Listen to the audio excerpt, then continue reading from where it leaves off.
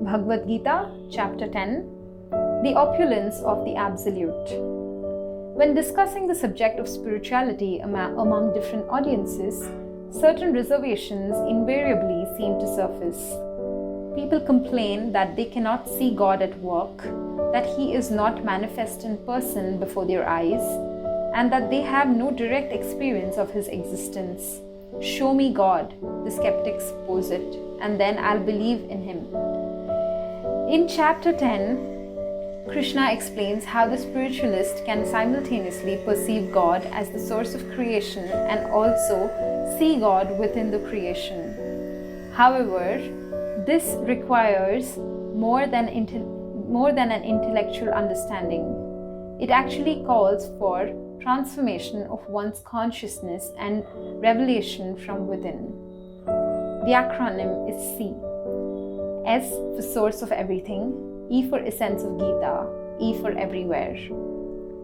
S for source of everything, verses 1 to 7. Modern science is founded upon the methodology of ascending knowledge, where one attempts to understand reality in its fullest extent by empirical research and experimentation.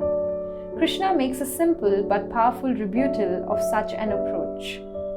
He explains how something which has been created cannot understand its source independently.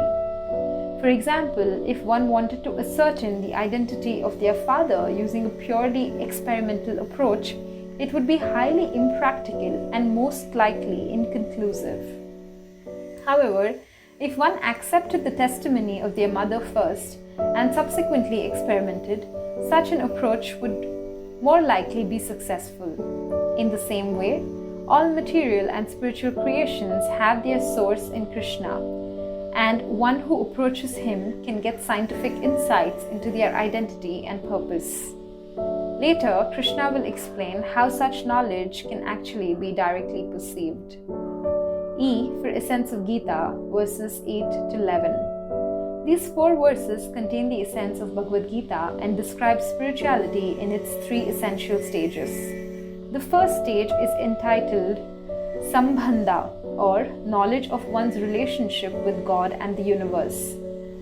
The second stage is the practice and application of such knowledge in one's daily life, technically known as Abhideya.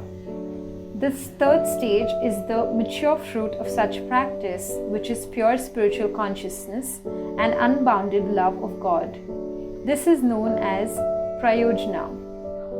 Thus, the Bhagavad Gita is actually a spiritual science, since there is a hypothesis, Sambandha, experiment, Abhideya, and observation or conclusion, Prayojana. These 4 verses 8 to 11 give a roadmap of spirituality from beginning to end. E for everywhere, verses 12 to 42. Arjuna is satisfied by Krishna's explanation and requests him to elaborate further on his characteristics and qualities.